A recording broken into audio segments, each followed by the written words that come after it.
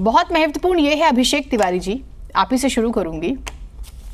मुख्यमंत्री जो आज बात कहते नजर आए वो ये कह रहे हैं कि दिल्ली में सिर्फ प्रयोग हुआ है अध्यादेश के जरिए, जो फुल स्टेट्स हैं वहां की सरकारें भी निश्चिंत ना रहे, वहां पर भी ऐसा अध्यादेश लाया जा सकता है।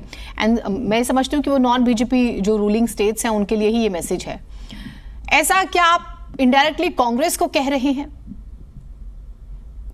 ये एक एक मदद मांगना इसे समझा जाए, या इसे थोड़ा सा अलर्ट करना समझा जाए, या डराना समझा जाए, मतलब कैसे समझा जाए?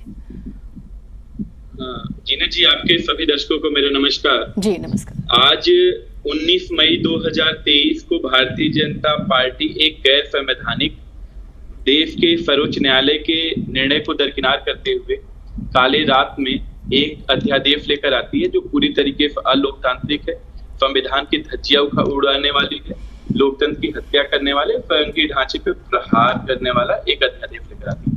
19 मई से लेकर के आज तक अरविंद केजरीवाल जी पूरे देश में कोने कोने में एक एक राजनीतिक पार्टी से संपर्क कर रहे हैं, उनके ऑफिस जा रहे हैं, उनके दफ्तर जा रहे हैं, उनके घर जा करके देश के जो दिल्ली के विरोध में दिल्ली की चुनी हुई सरकार के हनन करने वाला अध्यादेश लाया है उसका समर्थन मांगना एक बात है। आज वो हिंदुस्तान के लोकतंत्र और संविधान बचाने की लड़ाई लड़ रहे हैं। ये कोई अरविंद केजरीवाल की व्यक्तिगत लड़ाई नहीं है। अब ये लड़ाई देश के 140 करोड़ लोगों की बन गई है। अब ये लड़ाई जो हिंदुस्तान के लोकतंत्र में, जो हिंदुस्तान के संविधान में, जो हिंदुस्तान के संघीय ढांचे में विश्वास रखता है, उनकी लड़ाई बन गई है। ये लड़ाई जो हिंदुस्तान से मोहब्बत करता है, जो भारत माता से प्यार करता है, अब उनकी लड़ाई बन गई है। लेकिन ये कैसे तय हुआ अभिषेक जी, ये कैसे तय हुआ? देखिए 23 तारीख को पटना में विपक्षी एकता की मीटिंग होने वाली है, आप भी जानते होंगे, मुख्यमंत्री भी जाने वाले हैं उसमें उमर अब्दुल्ला नहीं आ रहे, एनसीपी के नेता, और वो ये कहते हैं कि एक समय जब कश्मीर को जरूरत थी तो बहुत सारे दल उनके लिए भी एकजुट नहीं हुए थे। तो यही क्या ये बिखराव नहीं है विपक्ष का?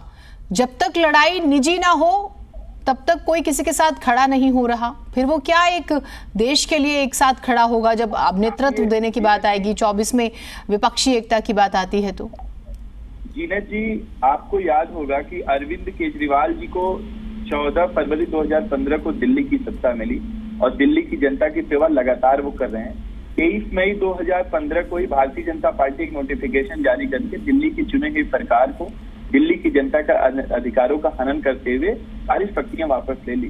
पिछले 8 सालों से अरविंद केजरीवाल जी दिल्ली की जनता के हितों के लिए खूब काम कर रहे हैं, शानदार कार्य किए। उसका उदाहरण, उसका पाठ दिल्ली की जनता ने 2020 के चुनाव में उनको दोबारा से सत्ता दे करके ये प्रूव किया, ये बताया कि आपने शानदार कार्य किया। लेकिन 8 सालों की लड़ाई हम लोगों, उसके साथ साथ 8 सालों की लड़ाई सुप्रीम कोर्ट में लड़ रहे थे। 8 सालों में दिल्ली की जनता का साथ मिला और हमें जीत मिली। आज अरविंद केजरीवाल जी जब ये अध्यादेश आया तो अब ये लोकतंत्र तो बचा नहीं। जब भारतीय जनता पार्टी ना तो कानून मान रही, ना तो कोर्ट मान रही, ना न्यायालय मान रही, ना सुप्रीम कोर्ट के जजों का निर्णय मान रहे हैं, ना न्यायालय मान रहे हैं, ना तो संघीय ढांचा मान रहे हैं, ना तो लोकतंत्र मान रहे हैं, तो अब भारत के लोकतंत्र की बात है।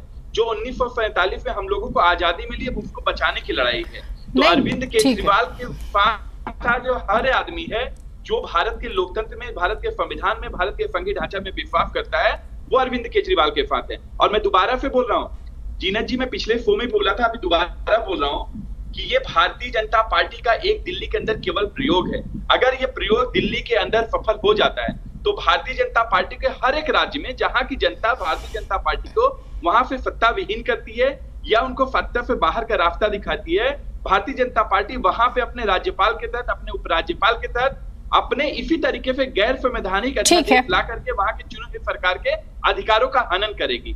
तो अब ये समय आ गया है कि हिंदुस्तान के 140 करोड़ जनता को लामबंद होने का। और आपको उदाहरण बताता हूं कि जो रैली 11 तारीख को दिल्ली के रामलीला मैदान में हुई, ये दिल्ली के इतिहास में सबसे शानदार रैली हुई। कई लाख लोग वहां पे पहुंच करके जीनत जी अरविंद केजरीवाल को समर्थन दिया और धन्यवाद दिए कि जब हिंदुस्तान के अंदर तानाशाही का दौर चल रहा है, जब हिंदुस्तान के अंदर, ठीक है अभिषेक जी, आ गई आपकी बात, ठीक है। केजरीवाल जी आज 140 करोड़, ठीक है, आपकी बात आ गई, धन्यवाद दिया, आपकी बात आ गई है सर, ठीक है।